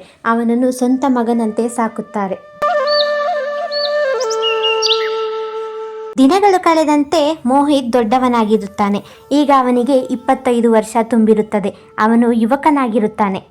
ಅಪ್ಪ, ನನಗಿನ್ನ ನಮ್ಮೂರು ಯಾವುದು ಅಂತ ನನಗೆ ಗೊತ್ತಿದೆ. ನಾನು ಓದಿದ್ದೆಲ್ಲ ಆಯಿತು. ಒಂದ್ಸರಿ ನಮ್ಮೂರನ್ನು ನೋಡ್ಕೊಂಡು ಬರ್ತೀನಿ. ಅವರ ತಂದೆಯ ಬಳಿ ಹಾಗೆಂದು ಹೇಳಿ ಮೋಹಿತ್ ಅವನ ಹಳ್ಳಿಗೆ ಹೋಗುತ್ತಾನೆ. ಆ ನಂತರ ಅವನಿಗೆ ಅವನ ಮನೆ ನೆನಪಿರುತ್ತದೆ. ಅದಕ್ಕೆ ಅವನು ಅವನ ಮನೆಯ ಬಳಿ ಹೋಗುತ್ತಾನೆ. ಆದರೆ ಈಗ ಅವನ ಮನೆ ಒಂದು ಗೋಡನ್ ಆಗಿತ್ತು. ಅಲ್ಲಿ ಅಕ್ಕಿಯ ಮಾರಾಟ ಆಗುತ್ತಿತ್ತು. ಅದನ್ನು ನೋಡಿ ಅವನಿಗೆ ಗೊತ್ತಾಗುತ್ತದೆ ಸೇಠ್ ಭೀಮಣ್ಣನ ಬಗ್ಗೆ. ಅವನಿಗೆ ಎಲ್ಲ ವಿಷಯವೂ ತಿಳಿಯುತ್ತದೆ. ಅವನು ಮತ್ತೆ ಹಿಂತಿರುಗಿ ಮನೆಗೆ ಬರುತ್ತಾನೆ. ಅಪ್ಪ, ನಾನು ಇವತ್ತು ಹಳ್ಳಿಗೆ ಹೋಗಿದ್ನಲ್ಲ, ನನಗೆಲ್ಲ ವಿಷಯ ಗೊತ್ತಾಯಿತು. ನನ್ನ ಈ ಪರಿಸ್ಥಿತಿಗೆ ಕಾರಣ ಯಾರು ಅಂತ ಗೊತ್ತಾಯಿತು. ಸೇಠ್ ಭೀಮಣ್ಣ ಅಪ್ಪ. ಇವಾಗ ಅವನು ನನ್ನ ಮನೆ ಸಹ ತಗೊಂಡ್ಬಿಟ್ಟಿದ್ದಾನೆ. ಅಲ್ಲಿ ಗೋಡನ್ ಮಾಡ್ಕೊಂಡಿದ್ದಾನಪ್ಪ. ನನ್ನನ್ನು ಕಾಡಲ್ಲಿ ಬಿಟ್ಟಿದ್ದು ಸಹ ಅವನೇ ಅಪ್ಪ. ನಾನು ಏನು ಮಾಡಲಿ ಅಪ್ಪ ಇವಾಗ? ನೀವೇನಾದರೂ ಹೇಳಿ ಅಪ್ಪ. ಏನು ಹೇಳ್ತಿದ್ಯಾ ಮೋಹಿತ್? ನಿಜವಾಗ್ಲೂ ಭೀಮಣ್ಣ ಈ ಥರ ಮಾಡಿದ್ನ? ಅವನು ದೊಡ್ಡ ದುರಾಸೆ ನನ್ನ ಮಗ. ಅವನು ಏನಂತ ನನಗೆ ಗೊತ್ತಿತ್ತು. ಸರಿ, ನೀನಿವಾಗ ಅವನ ಮೇಲೆ ಸೇಡು ತೀರಿಸ್ಕೊಬೇಕಂದ್ರೆ ಅವನ ಮಗಳನ್ನ ಮದುವೆ ಆಗು. ಅಪ್ಪ, ಅವನ ಮೇಲೆ ಸೇಡ್ ತೀರಿಸ್ಕೊಬೇಕಂದ್ರೆ ಅವ್ರ ಮಗಳನ್ನ ಏನಕ್ಕೆ ಮದುವೆ ಆಗಬೇಕು? ಅವ್ರ ಮಗಳು ಅಷ್ಟಕ್ಕೂ ನನ್ನನ್ನೇನಕ್ಕಪ್ಪ ಮದುವೆ ಆಗ್ತಾಳೆ? ನೀವೇ ಹೇಳಿ. ಭೀಮಣ್ಣನಿಗೆ ದುಡ್ಡಿನ ಆಸೆ ಜಾಸ್ತಿ ಇದೆ. ನಾನು ಭೀಮಣ್ಣನಕಿನ್ನ ಶ್ರೀಮಂತ. ನನ್ನ ಮಗನ ಅವಳ ಮಗನಿಗೆ ಕೊಡ್ತೀನಿ ಅಂತಂದರೆ ಸುಮ್ಮನೆ ಇರ್ತಾನೆ ಅವನು? ಕೊಟ್ಟೇ ಕೊಡ್ತಾನೆ ಅವಳ ಮಗಳನ್ನ. ನೀನು ಮದುವೆ ಆಗು. ಆ ನಂತರ ಅವಳಿಗೆ ಚೆನ್ನಾಗಿ ಪ್ರೀತಿ ತೋರಿಸು. ಅದಾದಮೇಲೆ ಅವರಪ್ಪ ಹೀಗೀಗೆ ಮಾಡ್ದ ಅಂತ ಎಲ್ಲನೂ ಅವ್ರ ಮಗಳಿಗೆ ಹೇಳು. ಅವಳ ಮಗಳೇ ಅವನನ್ನು ದ್ವೇಷಿಸ್ತಾರೆ. ಭೀಮಣ್ಣ, ಇವನು ನನ್ನ ಮಗ ಮೋಹಿತ್ ಅಂತ. ಇವನಿಗೆ 25 ವರ್ಷ ತುಂಬಿದ್ದೆ. ಹೆಣ್ಣನ್ನು ಹುಡುಕ್ತಾ ಇದ್ವಿ. ನಿನ್ನ ಮಗಳಿದ್ದಾಳೆ ಅಂತ ಕೇಳ್ಪಟ್ಟೆ, ಅದಕ್ಕೆ ಇಲ್ಲಿ ಕರ್ಕೊಂಬಂದೆ. ನಿನ್ನ ಮಗಳನ್ನ ಕೊಡ್ತೀಯಾ? ಅಯ್ಯೋ ಅಣ್ಣ, ನೀವಿಲ್ಲಿ ಬಂದಿದ್ದೀರಾ? ನಿಮ್ಮಂಥ ಸಂಬಂಧ ಬೆಳೆಸೋದು ನಾನು ಅದೃಷ್ಟ ಮಾಡಿದ್ದೀನಿ ಅನಿಸುತ್ತೆ. ಸರಿ ಸರಿ, ನನ್ನ ಮಗಳನ್ನ ನಿಮಗೆ ಕೊಡ್ತೀನಿ. ಆ ನಂತರ ಮೋಹಿತ್ನ ಮದುವೆ ಬಿಂಬಿತಾ ಜೊತೆ ನಡೆಯುತ್ತದೆ. ಭೀಮಣ್ಣನ ಒಬ್ಬಳೇ ಮಗಳು ಬಿಂಬಿತಾ. ಅವಳು ಬಹಳಾನೇ ಸುಂದರವಾಗಿರುತ್ತಾಳೆ. ಮೋಹಿತ್ ಬಿಂಬಿತಾಳಿಗೆ ಬಹಳಾನೇ ಪ್ರೀತಿ ತೋರಿಸುತ್ತಾನೆ.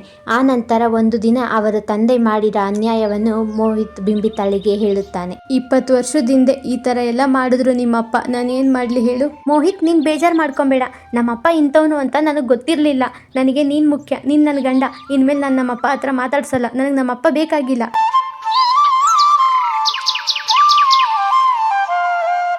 ಮಗಳು ಮದುವೆ ಮಾಡಿಕೊಟ್ಟು ತುಂಬ ದಿನ ಆಗಿದೆ. ಹೋಗಿ ಒಂದ್ಸರಿ ಅವಳನ್ನು ನೋಡ್ಕೊಂಡು ಬರ್ತೀನಿ.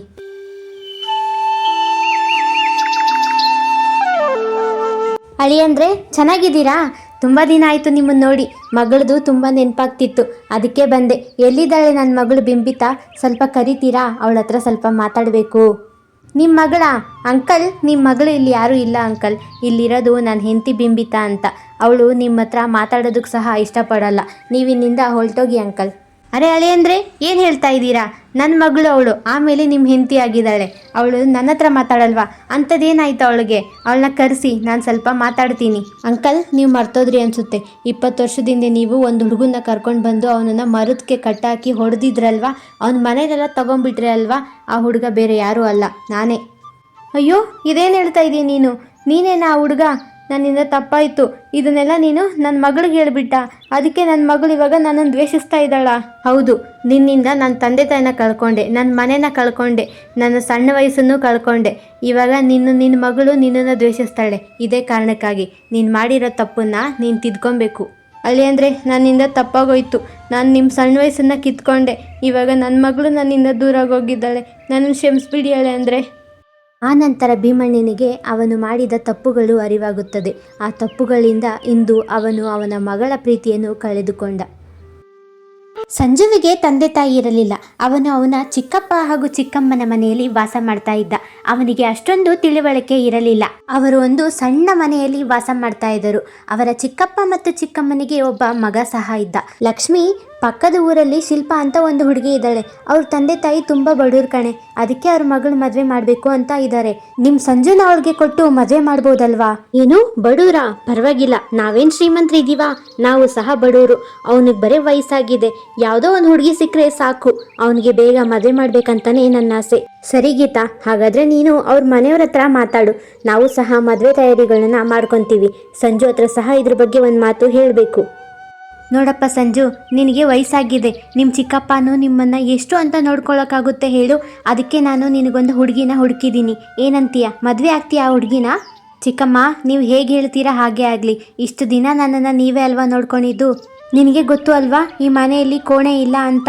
ನೀನು ನಿನ್ನ ಹೆಂಡತಿ ಬಂದರೆ ಎಲ್ಲಿ ಮಲ್ಕೊತೀರಾ ಹೇಳಿ? ಹೊಲದಲ್ಲಿ ನಿಮ್ಮ ಅಪ್ಪಂದು ಜಮೀನಿದೆ ಅಲ್ವಾ? ಆ ಜಮೀನಲ್ಲಿ ಒಂದು ಮನೆಯನ್ನು ಕಟ್ಕೋ. ನೀನು ಮತ್ತೆ ನಿನ್ನ ಹೆಂಡತಿ ಖುಷಿಯಾಗಿ ಜೀವನ ಮಾಡಿ. ಅದೇ ನಮಗೆ ಬೇಕಾಗಿರೋದು. ಸಂಜುವಿನ ಮದುವೆ ಶಿಲ್ಪಾಳ ಜೊತೆ ನಡೆಯುತ್ತದೆ. ಶಿಲ್ಪ ನೋಡೋಕ್ಕೆ ಬಹಳನೇ ಸುಂದರವಾಗಿದ್ದಳು. ಅವಳು ಬೆಳ್ಳಗೆ ಹಾಲಿನಂತೆ ಇದ್ದಳು. ಎಲ್ಲರೂ ಕೈ ತೊಳ್ಕೊಂಡು ಮುಟ್ಟಬೇಕು ಅನ್ನುವ ಹಾಗೆ ಇದ್ದಳು. ಮನೆಯ ಎಲ್ಲ ಕೆಲಸಗಳನ್ನು ಮಾಡಲು ಕಲಿತಿದ್ದಳು. ಇತ್ತ ಕಡೆ ಸಂಜು ಅವನ ತಂದೆಯ ಜಮೀನಿನಲ್ಲಿ ಹಗಲು ರಾತ್ರಿ ಎನ್ನದೇ ಕಷ್ಟಪಟ್ಟು ಕೆಲಸ ಮಾಡುತ್ತಿದ್ದ. ಮನೆಗೆ ಬಂದಾಗ ಶಿಲ್ಪ ಊಟವನ್ನು ಬಡಿಸಿದರೆ ಸಂಜು ತೃಪ್ತಿಯಿಂದ ಊಟವನ್ನು ತಿನ್ನುತ್ತಿದ್ದ. ಅವನ ಜೀವನ ಬಹಳನೇ ಚೆನ್ನಾಗಿತ್ತು. ಆದರೆ ಹೀಗೆಯೇ ಒಂದು ದಿನ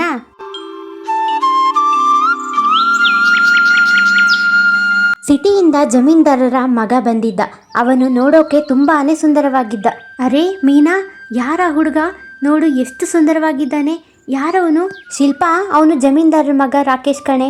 ಹಳ್ಳಿಗೆ ಬಂದಿದ್ದಾನೆ. ಅವನು ಸಿಟಿಯಲ್ಲೇ ವಾಸ ಮಾಡೋದು. ನೋಡೋಕೆ ತುಂಬ ಚೆನ್ನಾಗಿದ್ದಾನೆ ಅಲ್ವಾ?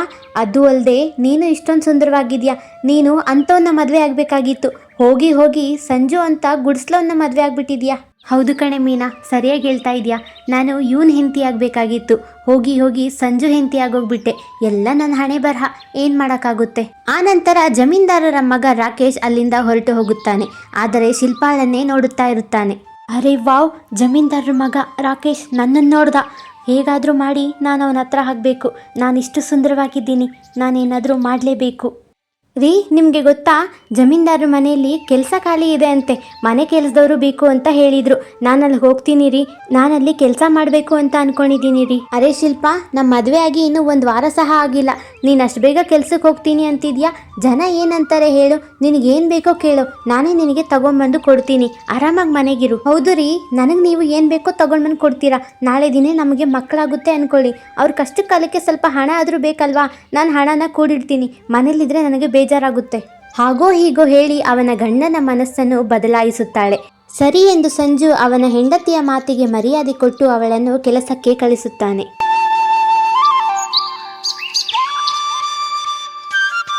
ಮರುದಿನ ಶಿಲ್ಪ ಸುಂದರವಾಗಿ ತಯಾರಾಗಿ ಕೆಲಸ ಕೇಳಲು ಜಮೀನ್ದಾರರ ಮನೆಗೆ ಹೋಗುತ್ತಾಳೆ. ನೋಡಿ, ನಾನಿಲ್ಲಿ ಕೆಲಸ ಹುಡ್ಕೊಂಡು ಬಂದಿದ್ದೀನಿ. ಜಮೀನ್ದಾರಿಲ್ವಾ? ಅವ್ರ ಹತ್ರ ನಾನು ಮಾತಾಡಬೇಕು. ನನ್ನ ಗಂಡ ದೊಡ್ಡ ಕುಡ್ಕ. ಬಂದಿರೋ ಹಣನೆಲ್ಲ ಕುಡಿಯೋದಕ್ಕೆ ಖರ್ಚು ಮಾಡ್ತಾನೆ. ಮನೆ ಖರ್ಚಿಗೆ 1 ರೂಪಾಯಿ ಸಹ ಕೊಡೋದಿಲ್ಲ. ಅದಕ್ಕೆ ನಾನಿಲ್ಲಿ ದುಡಿಯೋಕ್ಕೆ ಬಂದಿದ್ದೀನಿ. ನನಗೆ ಕೆಲಸ ಬೇಕಾಗಿದೆ. ಅಯ್ಯೋ ಹೌದಾ, ಸರಿ, ನೀನು ನಾಳೆಯಿಂದ ಕೆಲ್ಸಕ್ಕೆ ಬಂದುಬಿಡು. ನಾನು ನಮ್ಮಪ್ಪ ಹತ್ರ ಮಾತಾಡ್ತೀನಿ. ಮರುದಿನದಿಂದ ಶಿಲ್ಪ ಸುಂದರವಾಗಿ ತಯಾರಾಗಿ ಜಮೀನ್ದಾರರ ಮನೆಯಲ್ಲಿ ಕೆಲಸ ಮಾಡಲು ಬರುತ್ತಿದ್ದಳು. ರಾಕೇಶ್ ಕೋಣೆಯಲ್ಲಿ ಕುಳಿತುಕೊಂಡು ಶಿಲ್ಪಾಳ ಸೌಂದರ್ಯಕ್ಕೆ ಮರಳಾಗಿದ್ದ. ಈ ಹೆಂಗಸು ನೋಡೋಕೆ ಇಷ್ಟೊಂದು ಸುಂದರವಾಗಿದ್ದಾಳೆ, ಆದರೆ ಅವಳ ಜೀವನದಲ್ಲಿ ಇಷ್ಟೊಂದು ಕಷ್ಟ ಇದೆಯಾ?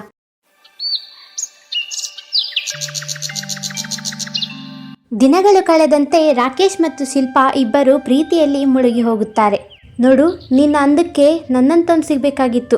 ಆದರೆ ನಿನ್ನ ಗಂಡ ಸರಿ ಇಲ್ಲ. ನಾನು ನಿನ್ನನ್ನು ಮದುವೆ ಆಗ್ತೀನಿ, ಸರಿನಾ? ನಾನು ಸಿಟಿಗೆ ನಿನ್ನನ್ನು ಕರ್ಕೊಂಡು ಹೋಗ್ತೀನಿ. ಒಳ್ಳೆ ಜೀವನ ಸಿಗುತ್ತೆ ಅಲ್ಲಿ. ಹೇಗಾದರೂ ಮಾಡಿ ನಿನ್ನ ಗಂಡನಿಗೆ ಡಿವೋರ್ಸ್ ಕೊಟ್ಬಿಡು. ನನ್ನ ಜೊತೆ ಬಾ.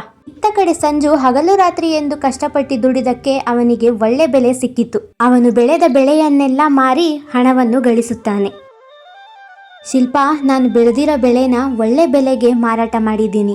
ನೀನು ಎಷ್ಟು ದಿನ ಅಂತ ಒಂದೇ ಸೀರೆಯಲ್ಲಿ ಇರ್ತೀಯ? ಒಂದು ಸೀರೆ ಮತ್ತೆ ಒಡವೆ ತಗೋ, ಯಾವುದಾದ್ರೂ ತಗೋ ಈ ಹಣನ. ಆಕೆಯ ಗಂಡ ಹೀಗೆಲ್ಲ ಹೇಳಿದನು ಎಂದು ಅವಳು ರಾಕೇಶ್ನ ಬಳಿ ಹೇಳುತ್ತಾಳೆ. ಇದನ್ನು ಕೇಳಿ ರಾಕೇಶ್ಗೆ ಅತಿ ಆಸೆ ಹುಟ್ಟುತ್ತದೆ. ಏನಾದರೂ ತಗೋ ಅಂತ ಇದ್ರು, ಆದರೆ ನಾನು ಆ ಕಾಸು ತಗೊಳಿಲ್ಲ ಅವ್ರ ಹತ್ರ. ಅರೆ ಶಿಲ್ಪ, ಹೋಗು, ನಿನ್ನ ಗಂಡ ಹತ್ರ ಆ ಕಾಸು ಇಸ್ಕೊಂಬ. ನಾನು ವ್ಯಾಪಾರ ಮಾಡ್ತಾ ಇದ್ದೀನಿ ಅಲ್ವಾ ಸಿಟಿಯಲ್ಲಿ, ಅದಕ್ಕೆ ತುಂಬ ಹಣ ಬೇಕಾಗಿದೆ. ಆ ವ್ಯಾಪಾರ ಸರಿಯಾಗೋದ್ರೆ ಅಲ್ವಾ ನಾನು ನಿನ್ನನ್ನು ಅಲ್ಲಿಗೆ ಕರ್ಕೊಂಡು ಹೋಗೋಕ್ಕಾಗೋದು. ಹೌದಾ, ಸರಿ, ಹಾಗಾದರೆ ನಾನು ಇವತ್ತು ರಾತ್ರಿನೇ ಅವ್ರ ಹತ್ರ ಆ ಹಣನ ಇಸ್ಕೊತೀನಿ.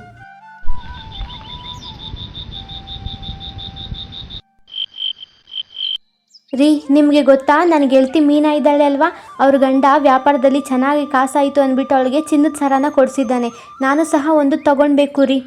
ರೀ, ಅಷ್ಟೇ ಅಲ್ವಾ, ನನ್ನ ಹತ್ರ ಸಹ ದುಡ್ಡಿದೆ. ನಾಳೆನೇ ನಿನ್ನನ್ನು ಕರ್ಕೊಂಡು ಹೋಗಿ ಕೊಡಿಸ್ತೀನಿ, ಸರಿನಾ? ಅಯ್ಯೋ ಅಯ್ಯೋ, ಇಲ್ಲ ರೀ, ನೀವು ನನ್ನ ಜೊತೆ ಬರಬೇಡಿ. ನೀವು ನನ್ನ ಕೈಯಲ್ಲಿ ಕೇವಲ ಹಣವನ್ನು ಕೊಡಿ. ನಾನು ಅವಳನ್ನೇ ಜೊತೆ ಕರ್ಕೊಂಡು ಹೋಗ್ತೀನಿ. ಅವಳಿಗೂ ಸ್ವಲ್ಪ ತೋರಿಸ್ತೀನಿ ನನ್ನ ಗಂಡನೂ ನನಗೆ ಎಲ್ಲ ಕೊಡಿಸ್ತಾನೆ ಅಂತ. ಶಿಲ್ಪ ಹಣವನ್ನು ತೆಗೆದುಕೊಂಡು ರಾಕೇಶ್ಗೆ ಕೊಡುತ್ತಾಳೆ. ಸರಿ ಶಿಲ್ಪ, ನಾನಿವತ್ತು ಸಿಟಿಗೆ ಹೋಗ್ತಾ ಇದ್ದೀನಿ. 2 ದಿನ ಆದಮೇಲೆ ನಾನು ನಿನ್ನನ್ನು ಕರ್ಕೊಂಡು ಹೋಗ್ತೀನಿ. ಅಷ್ಟರಲ್ಲಿ ನೀನು ನಿನ್ನ ಗಂಡನ ಹತ್ರ ವಿಚ್ಛೇದನ ತಗೋ, ಸರಿನಾ? ನಾನು ನಿನ್ನನ್ನು ಬಂದು ಕರ್ಕೊಂಡು ಹೋಗ್ತೀನಿ. ಮಾರ್ಕೆಟ್ ರೋಡಲ್ಲಿ ನನಗೋಸ್ಕರ ಕಾಯ್ತಾ ಇರು. ಸರಿ ಎಂದು ಶಿಲ್ಪ ಮನೆಗೆ ಬರುತ್ತಾಳೆ. ಅರೆ ಶಿಲ್ಪ, ಚಿನ್ನದ ಸರ ತಗೊಂಬರ್ತೀನಿ ಅಂತ ಹೇಳಿಬಿಟ್ಟು ಹೋಗಿದ್ದೆ ಅಲ್ವಾ, ಎಲ್ಲಿದೆ ಚಿನ್ನದ ಸರ? ಆ ನಂತರ ಶಿಲ್ಪ ನಡೆದ ಎಲ್ಲ ಘಟನೆಯನ್ನು ಅವಳ ಗಂಡನ ಬಳಿ ಹೇಳುತ್ತಾಳೆ. ನನಗಿವಾಗ ಡಿವೋರ್ಸ್ ಬೇಕು. ನನಗೆ ನಿನ್ನ ಜೊತೆ ಬಾಳಕ್ಕೆ ಇಷ್ಟ ಇಲ್ಲ. ನಿನ್ನಂತವ್ನ ಹೆಂಡತಿ ನಾನಾಗಬೇಕಾ? ನನ್ನಂಥ ಸುಂದರಿಯಲ್ಲಿ ನೀನು ಎಲ್ಲಿ? ನನಗೆ ವಿಚ್ಛೇದನ ಬೇಕಿವಾಗ. ಅರೆ, ಏನು ಹೇಳ್ತಾ ಇದೆಯಾ? ಮತ್ತೆ ಇಷ್ಟು ದಿನ ನೀನು ನನ್ನ ಜೊತೆ ಇದ್ದಿದ್ದೆಲ್ಲ ನಾಟಕನ? ನಿನಗೆ ನನ್ನ ಮೇಲೆ ಪ್ರೀತಿನೇ ಇರಲಿಲ್ವಾ? ಮತ್ತೆ ನಾಳೆ ದಿನ ನಮ್ಮ ಸಂಸಾರ ಹಾಗೆ ಹೀಗೆ ಅಂತೆಲ್ಲ ಹೇಳಿದೆ, ಅದೇನು? ಅರೆ, ಅವೆಲ್ಲ ನಾನು ಅವನ ಹತ್ರ ಆಗೋಕ್ಕೋಸ್ಕರ ಹೇಳಿದೆ. ಇದನ್ನೆಲ್ಲ ನೀನು ಹೇಗೆ ನಂಬಿಟ್ಟೆ? ನೀನಂತೂ ನಿಜವಾಗ್ಲೂ ದಡ್ಡನೆ. ನನಗೆ ಈಗಲೇ ವಿಚ್ಛೇದನ ಬೇಕು, ಇಲ್ಲಾಂದರೆ ನಾನು ಪಂಚಾಯಿತಿನ ಕರೆಸ್ತೀನಿ.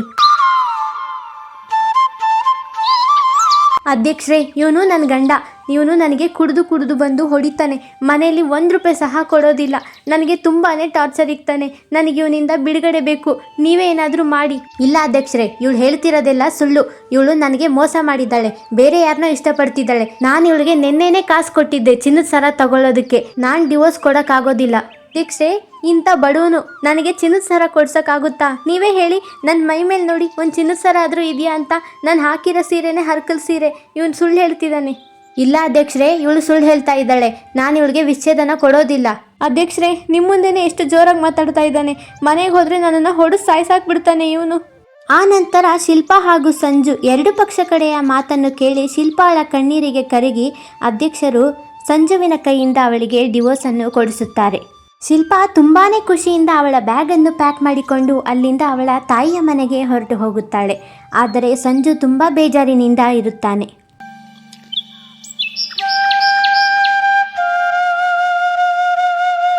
ಎರಡು ದಿನದ ನಂತರ ರಾಕೇಶ್ ಹೇಳಿದ ಹಾಗೆ ಮಾರ್ಕೆಟ್ನಲ್ಲಿ ಬಂದು ಕಾಯುತ್ತಾ ಇರುತ್ತಾಳೆ. ಆದರೆ ರಾಕೇಶ್ ಅಲ್ಲಿಗೆ ಬರುವುದಿಲ್ಲ. ರಾಕೇಶ್ ಬಂದಿಲ್ಲ ಎಂದು ತಿಳಿದು ಶಿಲ್ಪಾ ಸಿಟಿಗೆ ಹೋಗುವ ನಿರ್ಧಾರ ತೆಗೆದುಕೊಳ್ಳುತ್ತಾಳೆ. ಅವಳು ಟ್ರೈನನ್ನು ಎಕ್ಕಿ ಸಿಟಿಗೆ ಹೋಗುತ್ತಾಳೆ.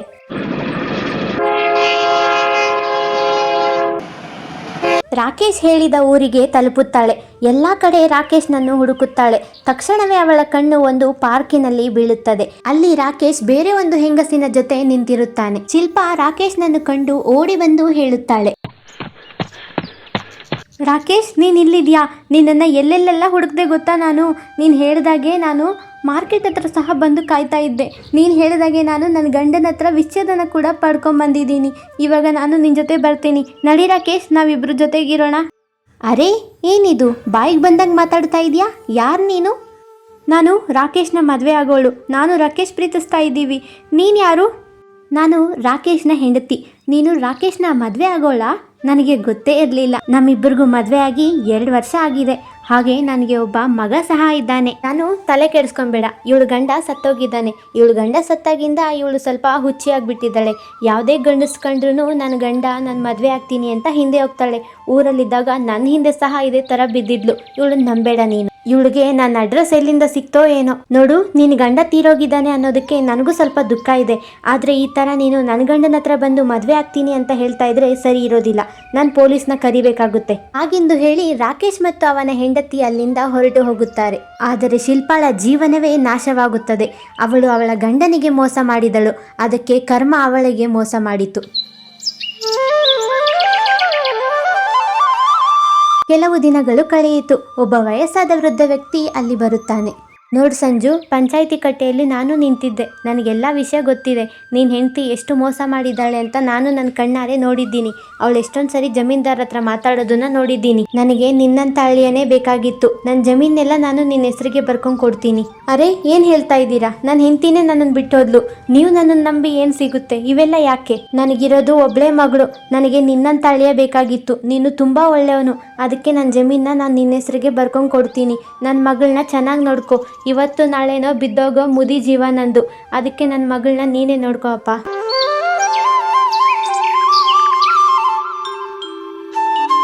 ಸ್ವಲ್ಪ ದಿನಗಳ ನಂತರ ಸಂಜುವಿನ ಮದುವೆ ಗೌರಿಯ ಜೊತೆ ನಡೆಯುತ್ತದೆ. ಗೌರಿ ಸಹ ನೋಡೋದಕ್ಕೆ ತುಂಬಾನೇ ಸುಂದರವಾಗಿದ್ದಳು. ಅವಳು ಬಹಳಾನೇ ಮುಗ್ಧೆ. ಅವಳ ಗಂಡನನ್ನು ಸಹ ತುಂಬಾ ಚೆನ್ನಾಗಿ ನೋಡಿಕೊಳ್ಳುತ್ತಿದ್ದಳು. ಗೌರಿ ಹಾಗೂ ಸಂಜು ಇನ್ನು ಸುಖದಿಂದ ಜೀವನ ಮಾಡಲು ಶುರು ಮಾಡುತ್ತಾರೆ. ಗಂಡನ ಬಿಟ್ಟು ತಪ್ಪು ಮಾಡಿದೆ ಎಂದು ಅವಳಿಗೆ ಆಗ ಪಶ್ಚಾತ್ತಾಪ ಆಗುತ್ತದೆ. ನಾವು ಇನ್ನೊಬ್ಬರಿಗೆ ಕೆಟ್ಟದನ್ನು ಮಾಡಿದರೆ ಅದೇ ನಮಗೂ ಸಹ ಒಂದು ರೀತಿಯಲ್ಲಿ ಕೆಟ್ಟದ್ದು ನಡೆಯುತ್ತದೆ. ಸೊ ಹಾಯ್ ಫ್ರೆಂಡ್ಸ್, ನನ್ನ ಕತೆ ನಿಮಗೆ ಇಷ್ಟ ಆಯ್ತಾ? ಇಷ್ಟ ಆದರೆ ಒಂದು ಲೈಕ್ ಮತ್ತು ಸಬ್ಸ್ಕ್ರೈಬ್ ಮಾಡಿ. ನೆಕ್ಸ್ಟ್ ವಿಡಿಯೋದಲ್ಲಿ ನಿಮ್ಮ ಹೆಸರನ್ನು ಬಳಸಬೇಕಾ? ಕಮೆಂಟ್ ಬಾಕ್ಸ್ನಲ್ಲಿ ನಿಮ್ಮ ಹೆಸರನ್ನು ಕಮೆಂಟ್ ಮಾಡಿ.